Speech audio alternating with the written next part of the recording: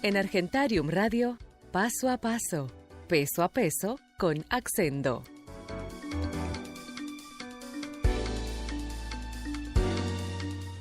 Buenas noches, Juan Camilo González, que antes nos contactabas desde Colombia, ahora está en México. Bienvenido a tu sección Paso a Paso, peso a peso con Accendo. ¿Cómo estás? Bien, Mariela, ¿tú cómo estás? Estamos bien por acá. Mira, tú nos has anunciado que vas a tratar un tema que para muchos es un dolor de cabeza. ¿Cómo manejar las deudas cuando ya se han salido de control? ¿Qué hacer? ¿Cómo comenzamos con esto? Pues mira, quise hablar de esto porque justamente tuve una asesoría con un cliente la semana pasada que me sorprendió en su historia, porque este hombre había decidido renunciar a su trabajo con tal de cobrar la liquidación para poder cubrir una deuda. Y bueno, después haciendo algunas averiguaciones, resulta que en la empresa donde este hombre trabajaba resultaba ser más común de lo que parecía esta práctica. Y bueno, nada, eso me puso a pensar como, o sea, hasta qué punto llegamos a hacer cosas que creemos, digamos, por el afán de salir de deudas o por la angustia que nos causan, que puedan terminar, en vez de solucionando la situación, agravándola aún más. Es decir, este hombre sacrifica su ingreso mensual con tal de tener algo para poder pagar rápido una deuda. Y luego sin ingresos, ahora cómo va a pagar el mercado, la educación de sus hijos, etcétera, etcétera. Entonces, he querido como traer en resumen algunas de las estrategias que podemos utilizar cuando se trata de salir de deudas y cuando creemos que se han salido un poco de control. Y en ese sentido, yo creo que es importante que empecemos por aclarar que no existen deudas malas o buenas. Me gustaría como alejarnos un poquito de esa típica discusión en finanzas de si son buenas o malas. Yo creo que más bien existen usos adecuados y no adecuados del endeudamiento. Es decir, el problema no es el producto financiero, sino el uso que hacemos de él. Ya lo hemos dicho en algunos de los programas, pero desafortunadamente la mayoría no terminamos descubriendo cuáles usos son los adecuados y los no adecuados, es a través del ensayo y error y cuando ya las cosas se nos salen de control. Entonces, el primer paso es que tengamos clara, digamos, toda la información financiera que necesitamos sobre nuestro endeudamiento.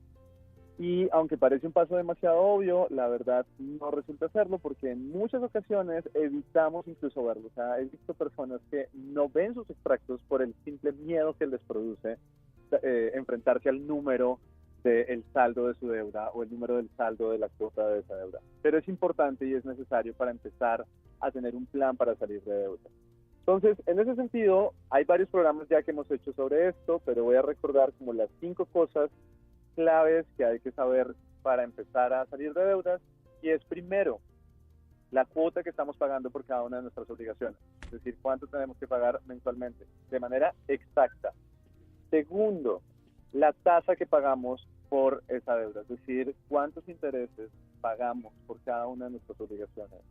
Tercero, el saldo que nos queda por pagar en total de esa obligación. Cuarto, el beneficio, si todavía seguimos disfrutando de eso, digamos que compramos con crédito. Y quinto, pues obviamente, esto debería ir de primera prácticamente, es a quién le debemos, ¿no? Y qué tipo de crédito es. Si es una tarjeta de crédito, si es un crédito de inversión, si es un crédito de vehículo, en fin. Esas son las 5 cosas que tenemos que tener claras y ya hemos dicho en este programa que es muy importante, o que yo sugiero, fijarnos primero en la cuota antes que en la tasa. Porque cuando las deudas empiezan a salirse de control, generalmente es porque tenemos ya un problema de flujo de caja, es decir, no nos alcanza el efectivo para pagar el mercado, no nos alcanza el efectivo para pagar la pensión del niño en el colegio, no nos alcanza el efectivo para, no sé, almorzar, etcétera, etcétera. Entonces, es importante fijarnos en cuáles son las deudas con las cuotas más altas, que son las que están haciendo que nuestro efectivo ya no nos alcance. Y aquí viene entonces... Ajá, y entonces esas habría que priorizarlas para saldarlas sobre las otras. Ahí está entonces la pregunta clave, porque la pregunta que aquí viene es, bueno, entonces, ¿qué hago? ¿De cuál salgo primero, no? ¿Salgo primero de las de la tasa más alta? ¿Salgo primero de las cuotas más altas? ¿O salgo primero incluso de las del saldo más bajo? Y aquí hay varias teorías y aquí voy a mostrarles como los caminos que pueden seguir. Lo primero es, si todavía nos sobra algo de dinero en el mes, es decir, si todavía no hemos dejado de pagar cosas, sino que simplemente sentimos como que ya estamos muy endeudados, pero ahí podemos todavía manejarlo. podemos aplicar el famoso método de la bola de nieve, que pueden encontrar en Google, pueden encontrarlo también en el blog de Tranqui Finanzas. Nos podemos hacer después una sola sección explicándolo, pero es simplemente un método en el cual lo que vamos a hacer es pagar primero las deudas más pequeñas y de últimas las más grandes. Y tiene, digamos, unos pasos, digamos, que no quiero andar ahora, pero pueden buscar método bola de nieve en Google y les va a mostrar cómo se aplica. Pero ojo, este es un método que solo nos sirve si nos sobra plata mensualmente. Y aquí estamos hablando de qué hacer cuando las deudas se salen un poco de control. Y cuando se salen de control, generalmente es que ya no nos sobra nada de dinero. Entonces, vamos más bien a lo que podemos hacer cuando están saliendo de control. A ver. Lo primero es el típico rediferido, ¿ok? Este rediferido no es un método necesariamente para salir de deudas, sino para aliviar un poco nuestro flujo de caja, ¿ok? Entonces, el rediferido tiene una trampa y es que nos da una ligera tranquilidad porque las cuotas de nuestros créditos van a bajar. Y digo que es una trampa porque tan pronto las cuotas empiezan a bajar, lo más probable es que volvamos a usar la tarjeta de crédito o volvamos a usar el cupo de endeudamiento y después terminamos en un problema más grande del que esperábamos.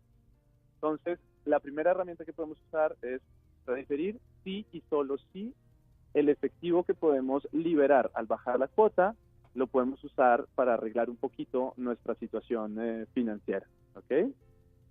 La segunda estrategia que podemos utilizar es hacer la famosa compra de cartera, ¿no? La compra de cartera es buscar otra entidad financiera, como buscar otro banco, que nos compre la deuda, es decir, que coja la tarjeta de crédito, por ejemplo, que le debemos al banco A, la pague y ahora le debemos al banco B. Es una muy buena herramienta porque aquí cambia la tasa de interés y generalmente baja la tasa y además baja la cuota y podemos volver a escoger un plazo, pero tiene también otro peligro. Y el peligro es que no entregamos la tarjeta de crédito que liberamos, por ejemplo, y la volvemos a usar. Y cuando la volvemos a usar, en 6 meses o en un año, cuando nos damos cuenta, tenemos 2 veces el valor de la deuda que teníamos cuando decidimos hacer esta estrategia de compra de cartera. ¿Okay? Esa sería la segunda estrategia. Y la tercera, digamos que ya es cuando empezamos a colgarnos o a atrasarnos en las cuotas, es directamente con el banco tratar de renegociar los términos de la obligación. Y esto es muy importante porque muchas personas lo que hacen es esconderse cuando empiezan a colgarse y no hay peor cosa que podamos hacer. Juan, obviamente, dime. ¿Y si las deudas, además de bancos, incluyen a personas? Gran pregunta. Sí, porque aquí se usa mucho eso, aunque Alejandro los critique mucho, la gente acude al usurero, a prestamistas. Cuando son bancos y personas a los que les debemos, Bien. ¿Qué hacemos? En ese caso, yo priorizaría personas. Así. Y aquí quiero que entendamos algo muy importante en finanzas personales, y es que uno puede deberle, entre comillas, todo lo que quiera al sistema financiero. Y siempre que le da al sistema financiero formal, es decir, a un banco, una cooperativa, bueno, no sé, siempre hay algo que se pueda hacer en el momento en que las deudas, digamos, ya nos llega el agua al cuello. Siempre hay algo que se puede hacer. Se puede hablar con el banco y los bancos van a intentar renegociar. Se puede hacer el rediferido, se puede hacer una compra de cartera, se puede acudir a una reparadora, en fin. Pero cuando uno se mete con prestamistas, es lo peor que podemos hacer, porque entonces ya nuestro futuro financiero y en ocasiones nuestra seguridad física, claro que sí, termina dependiendo de otra persona. Y ahí casi que no hay nada que hacer cuando son o prestamistas muy ilegales o demasiado usureros, ¿sí? Y nada más no sabemos de dónde viene tampoco este dinero. Entonces ahí sí mi recomendación sería, hombre, primero salgamos de los usureros. O sea, de las personas que no son entidades financieras. Exactamente. Obviamente, si el que nos presta es nuestro tío, que es una muy buena persona y nos cobra una tasa muy bajita, bueno, dejémoslo a él, más bien que espere. Pero si se trata de prestamistas de estos informales, que además cobran unas tasas ridículas de interés, hombre, es preferible hacer la vuelta en el banco y aunque se demore un par de semanas más la aprobación del crédito, dormir tranquilo. O sea, ya el tema es de no comprometer, como te digo, incluso nuestra seguridad física, ¿no? Uh-huh. Bien, y en ese caso, entonces, priorizamos prestamistas informales, luego entidades financieras. Juan, Y lo que dime. Juan, yo sé que tu especialidad es la economía, pero ¿qué pasa ya cuando las deudas son tan grandes que nos están afectando a nivel emocional al punto de tener pensamientos quizás suicidas y no podemos dormir, el estrés es muy grande? ¿Qué pasa ahí? Mira, en ese caso, lo primero es pedir ayuda. Y aquí hay algo que me parece también importante, digamos, compartir en esa respuesta, y es: no hay problema financiero, no hay ningún problema financiero que solamente nos pase a nosotros. Nosotros hemos dicho también muchas veces en el programa, como caras vemos, billeteras no sabemos. Y eso lo que significa es, hombre, cuando uno cree que solo uno fue el que hizo las malas decisiones y que solo uno es el que está metido en estos problemas, no se imagina la cantidad de gente que también está en estos mismos problemas. Y tampoco se imagina la cantidad de gente que también los ha superado.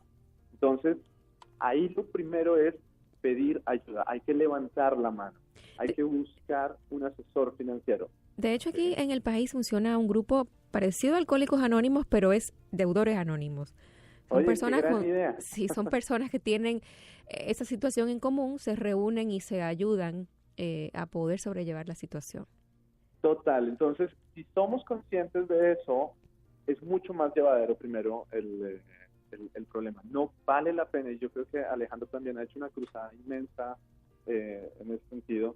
Es absurdo, entre comillas, que una persona termine quitándose la vida por las deudas. Y en eso creo que también el sistema financiero también tiene que poner de su parte y empezar a mejorar sus prácticas de cobro, empezar a mejorar también las herramientas que pone a disposición del deudor. Pero desde el lado del deudor es: alce la mano y pida ayuda, porque ahí afuera hay ayuda. Ahí afuera hay gente que también estuvo en la misma situación y que la superó. Y si la mayor parte de la deuda es formal, siempre hay algo que se puede hacer, siempre, porque aquí en Colombia también sucede mucho que hay gente que incluso arriesga su vida por esos temas, pero siempre hay algo que se puede hacer. Juan, el tiempo se nos ha agotado. ¿Un último consejo que nos puedas dar de este tema tan, pero tan importante? Bueno, me gustaría reiterar entonces que no hay deudas buenas ni deudas malas, todo depende de las decisiones que nosotros tomamos con el crédito. Es decir, si yo voy a, no sé, Home Depot, que son estos almacenes, esas ferreterías inmensas, y compro un taladro y no sé usarlo y me lastimo, no puedo decir que es culpa de Home Depot. Es culpa mía por meterme con una herramienta que no sabía manejar. Igual pasa con el crédito. Entonces, cuando empecemos a meternos con el crédito, lo primero también es invertir en nuestra educación financiera y ver cómo se utiliza una tarjeta de crédito, cómo se utiliza un crédito de libre inversión, y evitar al máximo, siempre que se pueda, a los prestamistas informales. Claro que sí. Ese también es nuestro consejo desde siempre. Gracias, Juan. Hablábamos con Juan Camilo González en nuestro segmento Paso a Paso, Peso a Peso con Accendo. A ustedes también les agradecemos su sintonía en esta entrega de Argentarium Radio. Dentro de todo lo que Juan les contó y les aconsejó, yo agrego uno más.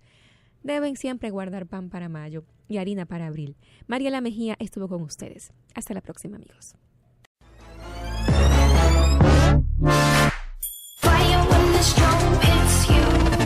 That's it, Brian? Yes.